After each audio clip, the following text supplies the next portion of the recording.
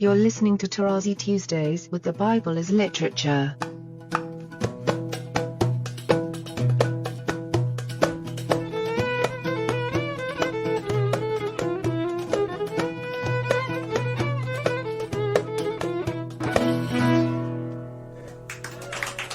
Hi, this is Father Mark Boulos, and you are listening to Tarazi Tuesdays with the Bible as Literature podcast.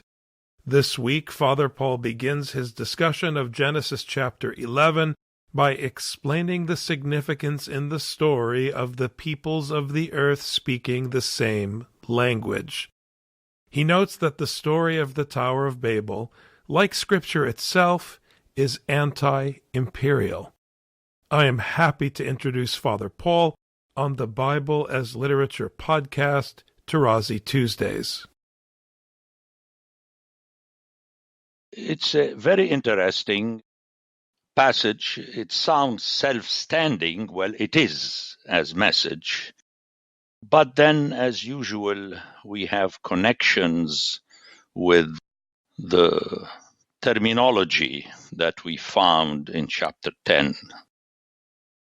Sound-wise, the position of Genesis 11:1 through 9 fits perfectly where it is. It continues somehow the other message of the nations. But then again, sound-wise, it's just the original again is very important.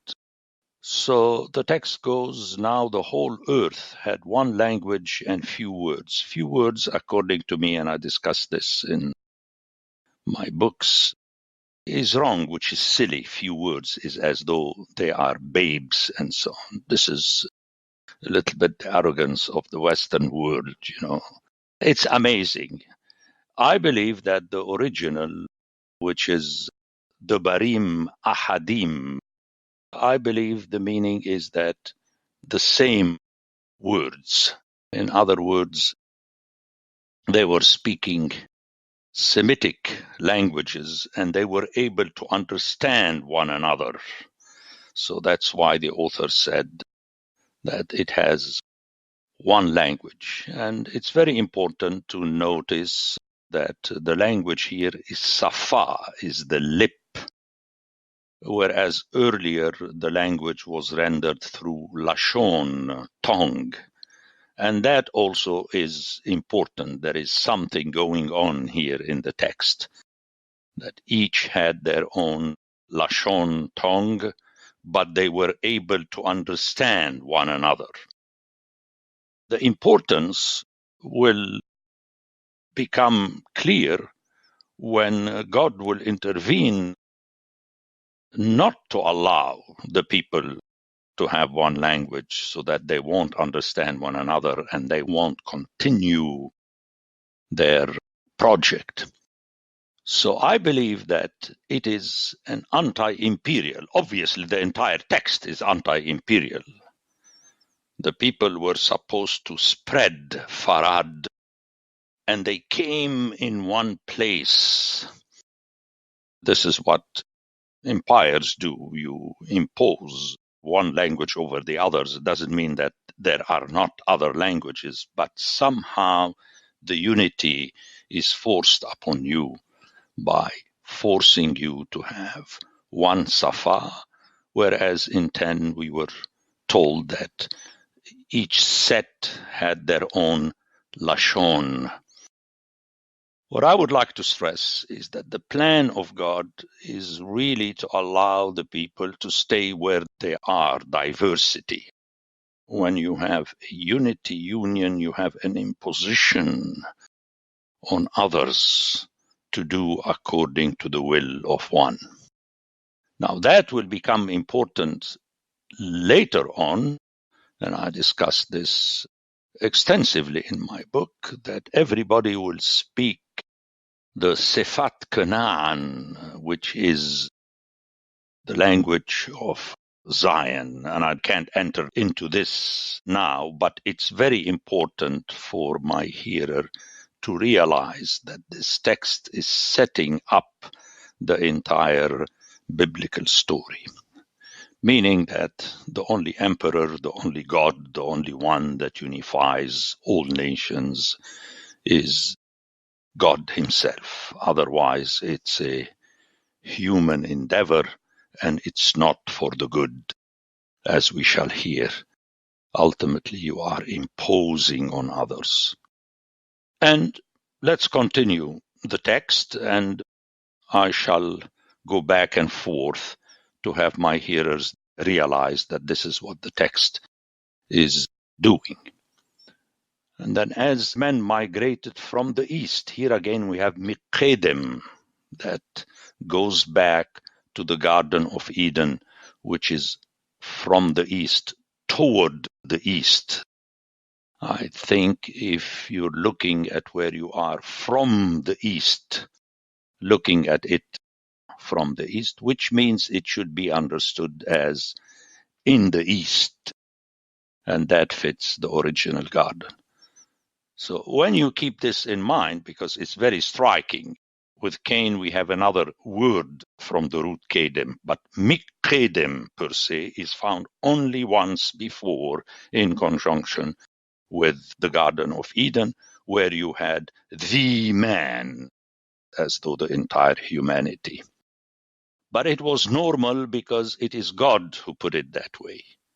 But now the people want to force the issue, and immediately you are struck with two words. They found a plane. The original Hebrew is biqa, which we shall find used several times in Ezekiel, where sometimes it is translated as plain, other times as valley, and I explained the biqa is a spot of little water. It's not a big river. Okay, just a spot. So you have the notion of oasis, if you like. And this is where God appears in Ezekiel, away from the big buildings and the temples and so on, and that are built usually along the rivers. I mean, just think Mesopotamia. You can think also Egypt, but it's important to stay with Mesopotamia biblically. And it is in a place where you had just a small oasis in the plain that they wanted to erect a city. The other word that is important is Shinar. In Hebrew, it's Shinar, in the land of Shinar, which is thrown there. Technically, it doesn't help very much unless the hearer recalls, and the hearer has no choice but to recall because it appeared only a few verses before, twice, in 10 verses 10 and 14, the beginning of his kingdom, namely Nimrod, the powerful great king, the Gibbor, was Babel, Erech, and Akkad, all of them in the land of Shinar. So immediately the hearer realizes that the connection is made with this giant king emperor that wanted to spread his kingdom over different places. Notice Babel, Erech, Akkad. If you know the geography, it is the entire area of Mesopotamia. They are in the land of Shinar. So this verse 2 is really the hinge for the whole story. The location is very important. Now, if you follow the Platonic approach, you say it doesn't matter. It's man who does this any place. No, it is not this way that the Bible works. You have to remember that the concentration is on Mesopotamia because the judgment of Mesopotamia is around the corner in the oasis of Tadmor. In other words, the people living there can see how and what an oasis is. And this is what God is going to do to their project of building. Let's go to the text. And they said to one another, come, let us make bricks and burn them thoroughly. Very important, this statement, because you have to have dry bricks. Why? Again, contextually, it's because God is going to sprinkle some rain and some water not to allow this. And I shall make my comments regarding the sprinkling of water in a few verses. Burn them thoroughly. And they had brick for stone. Notice the introduction of the word stone. Very important. They use the brick instead of stone, but the author is playing on stone and taking into consideration biqa and shinar, then you have no choice but to mentally jump to Ezekiel where stone is bad. People have hearts of stone, and God is going to destroy them and put in their stead hearts of flesh, basar, regular human being. And that is important as an aside in Ezekiel. People always jump into Paul and the spiritual and so on. No. In Ezekiel, the Spirit puts back in you a heart of flesh, because only God is Spirit in the Bible. And they said, let us build. Very important. We talked plentifully about building, which is not good. A city, Ir. Immediately you recall the action of Cain, who built a city. But here we have an addition. It is as though it is the superlative sin. They didn't only build a city as Cain did, but really they over-Cained it, if you like. They topped Cain, and they built a tower with its top in the heavens. Now, I would like to point out to my hearers, whether they agree or disagree with me, it doesn't matter. I think I have a point there, that in Isaiah chapter 5:2, where God had a vineyard, we hear also that he built a tower where the guardian of the vineyard stands in order to have the full overview of the vineyard and protect it. But here it is unnatural, with its top in the heavens, which is the domain of God. And verse 4 is very important, central. And let us make a name. Notice, name in Hebrew is Shem. God is going to dismantle this project, and that explains to you why immediately after that we have the Toledot of Shem.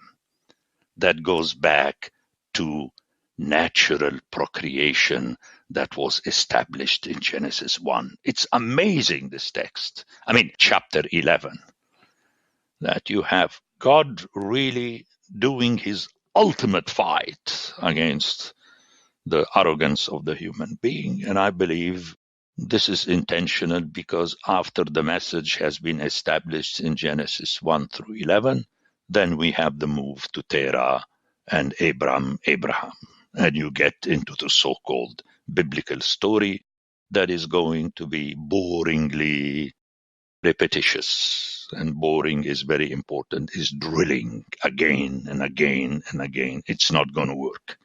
But the message, as we shall clearly see, is already there by the end of chapter 11. Lest we be scattered abroad.